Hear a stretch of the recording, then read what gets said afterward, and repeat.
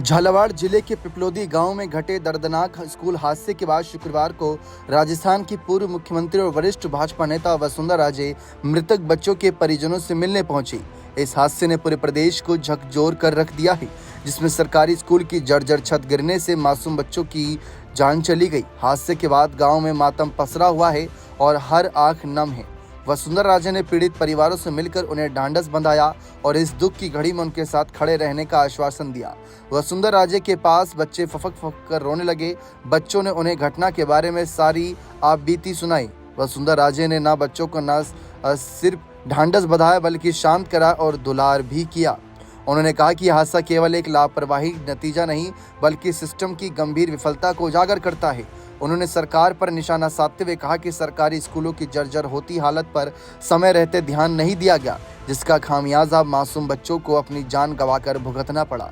इस दौरान भाजपा सांसद दुष्यंत सिंह और कई अन्य भाजपा नेता भी वसुंधरा राजे के साथ मौजूद रहे। स्कूल हादसे को लेकर सभी नेताओं ने संयुक्त रूप से पीड़ित परिवारों से बातचीत की और उन्हें हर संभव सहायता देने का भरोसा दिलाया। वसुंधरा राजे ने कहा कि इस मामले को विधानसभा और संसद में भी उठाया जाएगा ताकि दोषियों पर कड़ी कार्रवाई हो और भविष्य में ऐसे हादसे दोबारा ना हो। उन्होंने अधिकारियों से भी इस हादसे की विस्तृत जानकारी ली।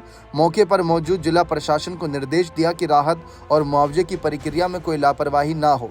उन्होंने मांग की कि मृतक बच्चों के परिवारों को तत्काल आर्थिक सहायता दी जाए और स्कूल की मरम्मत व पुनर्निर्माण की प्रक्रिया युद्ध स्तर पर की जाए। गौरतलब है कि हादसे के तुरंत बाद एक वीडियो वायरल हुआ था, जिसमें कुछ शिक्षक कथित तौर पर कह रहे थे कि 200 रुपये जुटाओ तभी बनेगी नई छत।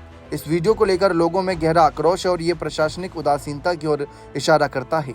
वसुंधरा राजे ने इस पर कड़ा रुख अपनाते हुए कहा कि यदि ऐसी बात सही है तो दोषियों को बख्शा नहीं जाना चाहिए।